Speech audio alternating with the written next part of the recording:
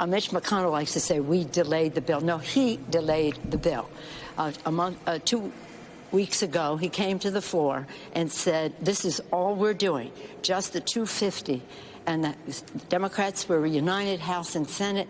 The Senate Democrats went to the floor and said no to that. We have a better idea about hospitals and testing and more funds for all of the businesses, the lower, shall we say, the unbankable small businesses. So we were very pleased that he finally came around to the fact that we had to go forward with this.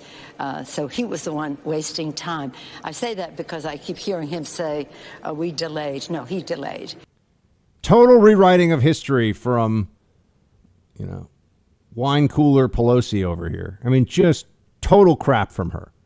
We all know. And the media lets her get away with it. They pretend, they speak truth to power, the guardians of our democracy, the journos, the fourth estate. Please. They're the worst. The worst. We all know that Pelosi was playing games. Everybody knew Pelosi was playing games.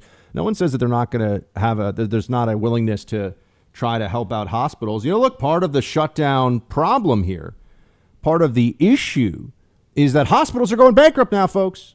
People can't get normal care, and hospitals are going bankrupt all across the country. With each passing day, they're going under because of the cessation of elective procedures, which when you look at the full scope of elective procedures, some of them are not really that elective.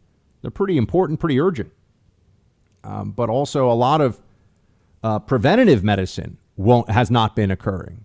I mean, I don't even want to think about this, but I do think we have to keep it somewhere in the back of our minds. Think of all the cancer screenings, all the mammograms, all the analysis for early stage prostate cancer, all these things. I mean, here's a perfect example. I haven't gone to the doctor. I mean, I haven't gone to the barber, but I haven't gone to the doctor this year to get checked out and have my physical. And I don't know when that's going to happen.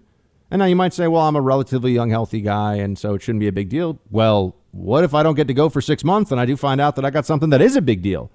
Now, it's not just, look at me. It's extrapolate the circumstance that each individual is dealing with over 320 million people. And then start to think of, okay, well, how many, serious diseases are being missed in this period? And it's not going to end anytime soon, right? The shutdowns in these hospitals, they're just beginning to get up to speed.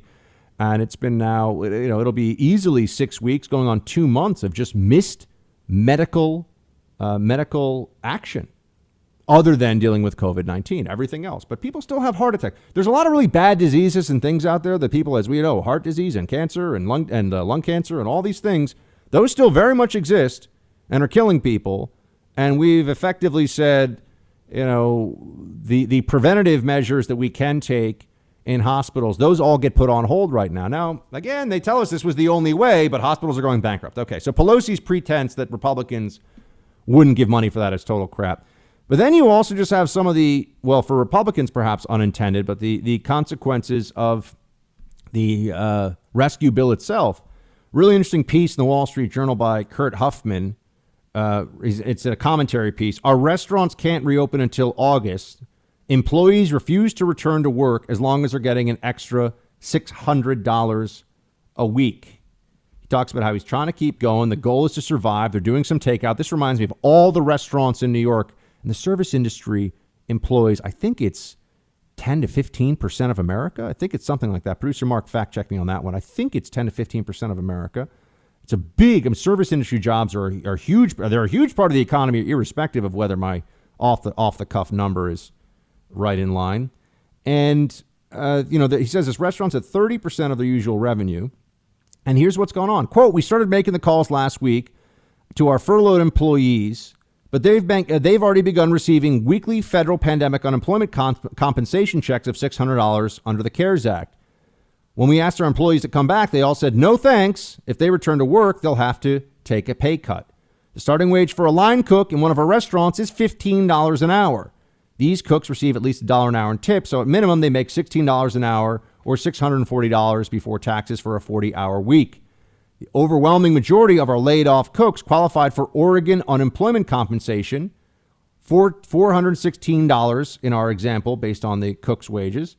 The extra $224 a week provides a strong incentive to return to work. But as of this week, the same employee receives $1,016 a week, or $376 more than he made as a full-time employee.